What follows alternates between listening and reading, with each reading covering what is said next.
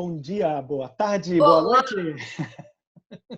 Ai, meu Deus, eu tenho que me acostumar com esse bordão agora. Qual é Muito o bom. tema do programa de hoje, Gabi? O programa de hoje, Pergunta. a pergunta e o tema. O tema são hotéis independentes. A grande pergunta é: hotelaria independente, competitiva, é possível se manter competitivo nesse mundo tão conectado, tão global, tantas consolidações gigantescas acontecendo? Esse é o Boa, grande tema que a gente vai falar. boa, Interessante, né? Principalmente no mercado brasileiro, assim como na Europa, né? A hotelaria independente tão relevante. boa. Então vai ser um bom papo. Ótimo, tá começando mais um Depois das 6.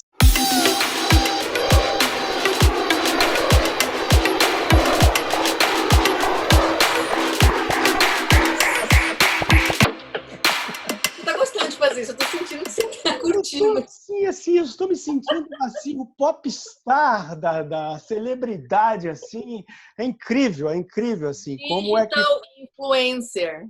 inclusive, quando eu for digital influencer. E quando eu for aí ao Brasil, você vai ver, Gabi, porque vão começar a querer tirar selfie comigo já quando eu chegar em Guarulhos. E aí, Gabi, o que a gente conta nesse programa de hoje? Vamos lá, hotelaria independente. Sabemos que a hotelaria tradicional está mudando, né? Os benefícios óbvios que a gente sempre teve também da hotelaria tradicional está mudando. E hoje em dia, com os recursos tecnológicos, parceiros, possibilidade de entrar, de se conectar nesse novo mundo diretamente com o cliente final, não só com relações B2B, que existem para a hotelaria independente, tomou outra forma, tomou outro corpo, né? A profissionalização da hotelaria independente mudou o nosso cenário, está mudando ainda o nosso cenário. O que a gente já sabe sobre os independentes, que é a maior liberdade, maior flexibilidade, maior autenticidade em colocar sua marca no mercado, esse foco não mudou. Mas eu sinto que a distribuição, um pensamento mais estratégico em termos de precificação, um approach com o cliente de uma forma diferente, é esse o caminho que eu estou sentindo a hotelaria independente. Não sei se você concorda com isso. Eu acho que a hotelaria independente está num momento assim fantástico, histórico. Bom, a gente falou nos programas anteriores que a pesquisa da JLL mostra que da oferta de apartamentos de hotéis no Brasil, o Brasil tem mais ou menos 10 mil hotéis nesse último estudo, e desses 10 mil hotéis, você só tem 10% deles que pertencem à rede, né? Então, significa que você tem 90% da oferta de hotéis no Brasil são de hotéis dependentes, né? E aumentou, porque era 80 e poucos, era 82, se eu não me engano, uns anos atrás, aumentou. Aumentou. Eu acho que antigamente os hotéis dependentes tinham de alguma maneira a necessidade de se conectar a uma rede, porque uma marca de uma rede, ela permitia um endosso de qualidade, né? Então você colocava lá Era uma validação. Ibis, Novotel, Mercury, era uma validação para o cliente que ali você encontraria qualidade da experiência. Agora, hoje em dia, o maior endosso que um cliente pode buscar ou obter na hora que ele resolve ficar num hotel chama-se rede social, né? TripAdvisor. TripAdvisor. Você, quando faz uma pesquisa no TripAdvisor, em qualquer destino do planeta, e aí não é um caso só do Brasil, porque a hotelaria independente também reina como majoritária, né, na oferta no mundo todo, com exceção dos Estados Unidos, você vai ter lá dos 10 melhores hotéis do destino, pelo menos 5 são hotéis dependentes, né? Pelo menos 5 são hotéis dependentes. Então, esse círculo vicioso que as redes sociais e o TripAdvisor gerou colocaram os hotéis, empoderaram os hotéis independentes para permanecerem independentes. Essa palavra é boa, né? Empoderamento. Até o que as redes sempre, quando chegam, né, num hotel para converter um hotel, falam muito sobre o programa de fidelidade. Vamos combinar, a gente até falou aqui, né, do programa de fidelidade em outro vídeo, mas um influencer digital hoje em dia, um blogueiro, uma pessoa super influente no Instagram, às vezes tem um impacto maior até do que um programa de fidelidade. E isso é viável para um hotel independente, né? Então, assim, o inventário, hoteleiros independentes, o seu inventário é muito valorizado no mercado. Os intermediários do turismo precisam de você. Isso é uma coisa que precisa mudar um pouco na mentalidade, né? A mentalidade de dependência, de custos, etc. Eu não estou dizendo que isso não exista, eu estou dizendo que há maneiras de minimizar, há maneiras de você trabalhar com isso de uma forma lucrativa, de uma forma rentável, etc. É possível. Com certeza concordo com você. Só tem um ponto. É possível permanecer independente, mas no que diz respeito a vendas, no que diz respeito à distribuição, no que diz respeito a colocar o hotel disponível nos sistemas de vendas hoje em dia, ele precisa realmente buscar um suporte, uma plataforma, alguma coisa que permita que o hotel dele seja visível. Porque esse é um outro ponto que eu digo que o hotel, assim, nunca foi tão bom ser hoteleiro independente, assim como as redes sociais permitiram o empoderamento do hoteleiro no aspecto de chegar com uma percepção de qualidade para o cliente final sem ter o endosso de uma marca, também a tecnologia é mais acessível a tecnologia de vendas. Porque antigamente, na nossa época que a gente trabalhava em redes, a gente tinha os nossos sistemas legacy, né? Os nossos sistemas de central de reserva, os nossos sistemas de distribuição, as conexões que nós, enquanto rede, nós possuímos. O hoteleiro independente tinha que fazer parte daquela rede para poder se conectar. Hoje em dia, você com um channel manager, você com uma tecnologia que é absolutamente disponível no mercado, você consegue em 48 horas sair do anonimato total a uma exposição quase que global, né? E com um custo muito, muito, muito menor do que simplesmente pagar FIIs, pagar coisas astronômicas para as grandes redes. Então, acho que esse tema é um tema extraordinário e que, com certeza, os hoteleiros independentes têm tudo para permanecer muitos anos ainda como independentes, né?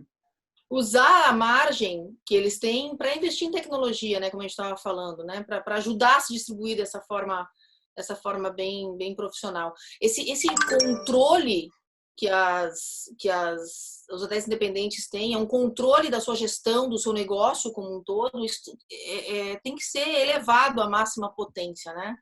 A palavra controle, a palavra flexibilidade são palavras que parecem essas corporativas que a gente fala por aí, mas é muito importante para o hotel independente. Um hotel de rede, muitas vezes, não tem, eu vou dar um exemplo prático, não tem acesso ao seu site. Ele não consegue colocar o dinamismo de estratégia dentro do site de uma rede, muitas vezes, e quem tá nos assistindo aqui, que trabalha em grandes redes, você não tem acesso, certo? A mudar o seu site. O hotel independente pode flexibilizar aquilo de precificação, de promoção, de experiências incríveis ali. Então, o hotel independente tem muito. Tem muito. A pergunta é se ele está fazendo, o que ele está fazendo com esse muito que ele tem. Exatamente. Se ele está sabendo tirar proveito das oportunidades hoje que a tecnologia e que as redes sociais oferecem para que ele permaneça ainda mais competitivo. E essa é a grande pergunta que o hoteleiro tem que fazer para si próprio. E existe um checklist, né? Existe um checklist. Como é que você gerencia a sua reputação nas redes sociais? Como é que você está hoje gerenciando a sua estratégia de paridade tarifária vis-à-vis os múltiplos canais que existem? Será que você está colocando 100% do seu inventário dentro de uma única OTA? Enfim, são as perguntas que você faz nos seus cursos e nas suas palestras que com certeza não tem mistério. É anotar o checklist e responder sim ou não. E se você responde sim, estou fazendo, estou evoluindo, você tem grande chance de permanecer competitivo. Exato. Quando a gente fala em tecnologia, a gente está falando de tecnologias que levem inteligência de mercado, que muitos deles falam, não, mas eu não tenho inteligência de mercado, eu não tenho dados, eu não tenho... Existem tecnologias que te ajudam nisso. Quando você falou de reputação, eu vi uma frase esses dias muito legal, que os hotéis vivem e morrem em sua reputação. E é muito, muito, muito verdade isso, né? O hotel independente tem um gap aí que eu vejo, que é planejamento. E aí eu estou falando de planejamento em todos os sentidos, inclusive colocar metas. Muitos trabalham sem nenhum tipo de meta. E branding, né? E estratégia de marca. O que você nota de gap principal aí? Eu acho que a questão da falta de marca, é um outro movimento que está acontecendo também por parte das redes, porque elas perceberam que a marca, o endosso da marca não passou a ser o único motivo para que elas pudessem ganhar novos Sim, hotéis, e sim. elas resolveram também, na ponta delas, as grandes redes resolveram também fragmentar a sua oferta de marcas. Tanto que você agora vê assim, duvideodó que um gerente de marketing de uma rede da Marriott ou da Accor ou da Hilton seja capaz de dizer em 5 minutos todas as marcas que eles administram. Está É lançado o verdade. desafio. E aí, se a gente joga isso para o mercado, então, vai no cliente final e pergunta se ele sabe que tal marca pertence a tal rede. Ok, de repente nem precisa saber, né? Mas Não, o porque ele próprio... viu no TripAdvisor antes, né? Ou seja, ele está lá se hospedando no hotel que o TripAdvisor disse que é legal, tem tantas Exato, exato. mãozinhas, tem tanto isso, tanto aquilo. Então, as redes estão flexibilizando, elas estão criando justamente essa miríade de marcas que a gente nem sabe falar direito. Eu acho que essa coisa de milênio, né? Inventar marcas, né, que É. juntam, né, vogal com vogal, né, consoante com consoante, essas coisas assim, acho que essas coisas assim do milênio, né? Lembra que o millennial precisa, né? Eu quero acreditar no que você acredita, né? Eu quero me identificar com você. E que Exatamente. então não faz sentido esse É, monte de marca. então, me hospedo em hotéis que tenham duas consoantes juntas no nome. Caso contrário, eu não fico. É o nicho do nicho do nicho, né? Eu quero ser tão especial que como é que eu vou me sentir especial com uma empresa que tem aí 500 hotéis no mundo todo, ou 1.000, ou 10.000? Eu não vou Então, me sentir único. então, eles estão flexibilizando, eles estão indo para sistemas mais flexíveis, que não exijam que você troque o carpete, troque todo o mobiliário, faça um investimento monstruoso em capex para poder botar a bandeira, troca o PMS, né? Troca o PMS. Tem marcas que exigem que você troque até o PMS, o sistema inteiro do hotel. Hoje em dia, não. Hoje em dia, as marcas estão caminhando para um modelo muito mais flexível, Exato. jogando como argumento principal a distribuição e os programas de fidelidade, e o resto você pode permanecer livre com alguns estándares básicos, né? Então, os dois lados Olha estão se só, movimentando. para você ver o impacto que a hotelaria independente, a força que a hotelaria independente tem, né? Isso De aí. estar fazendo com que mude paradigmas, padrões das grandes redes, né? É isso aí. Então, essa valorização. Então, respondendo a nossa pergunta, é possível ser competitivo? Sim, é possível ser competitivo, mas, no meu ver, com investimento em tecnologia, com profissionalização, com cuidado com a sua reputação, é possível. Isso aí. Tem passo. Permaneça trabalhando na essência da hotelaria, que é oferecer serviço, experiência, hospitalidade, e É isso você aí. vai longe com a sua independência. Agora, não vá sozinho, você tem que buscar, de alguma maneira, um know-how para gerenciar a tecnologia de vendas, que não é mais um jogo de amadores, não é mais um jogo de independentes, é um jogo de gente muito profissional, porque o assunto ficou muito complexo. E, pelo amor de Deus, não vai ficar comprando coisas que não usa também. Porque tem gente que se empolga, né? Como assim? Como assim? Comprando sistemas e fazendo uma colcha de retalhos de todos. Eu vejo alguns hotéis independentes que às vezes levam isso ao pé da letra e aí se empolgam. Todo vendedor que chega lá dizendo, não, agora esta solução agora vai resolver a sua vida, sem isso você não consegue viver. E ele acaba comprando tudo. E ele não usa nada, porque ele tem recurso tecnológico, às vezes não trabalha o recurso pessoas, né? O recurso humano, e as coisas têm que estar equilibradas. Então, assim, sem extremos, realista, pé no chão, com uma boa gestão de custos, com uma boa gestão estratégica e vai em frente que dá para fazer as coisas. Não compre soluções sem problemas. Gostei, gostei.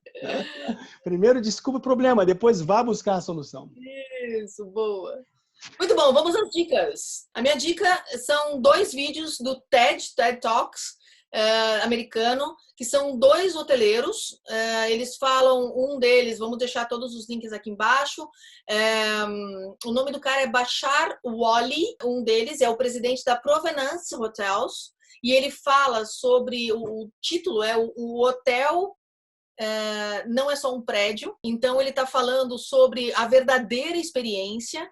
Ele fala sobre que as pessoas querem fazer negócio com pessoas e tal, mas não é aquele tipo de speech, são 15 minutos de vídeo, não é aquele speech que a gente está acostumado a ver, meio romântico, da humanização, não. Ele dá exemplos, como por exemplo o Airbnb. O Airbnb é o ápice da humanização. Você fala com o host, você conversa, você troca ideia, você negocia, você é avaliado, é você, é o teu comportamento. O Airbnb pergunta para você lá quando você se cadastra, quem é você? Né? Me fala de você, me fala do que você gosta. É sensacional. Então esse é o primeiro. E o segundo, também 15 minutos, A Alma de um Hotel, é com o Mark Harmon. Ele é fundador do Albert Resorts Collection e ele fala sobre as 4 itens da alma de um hotel.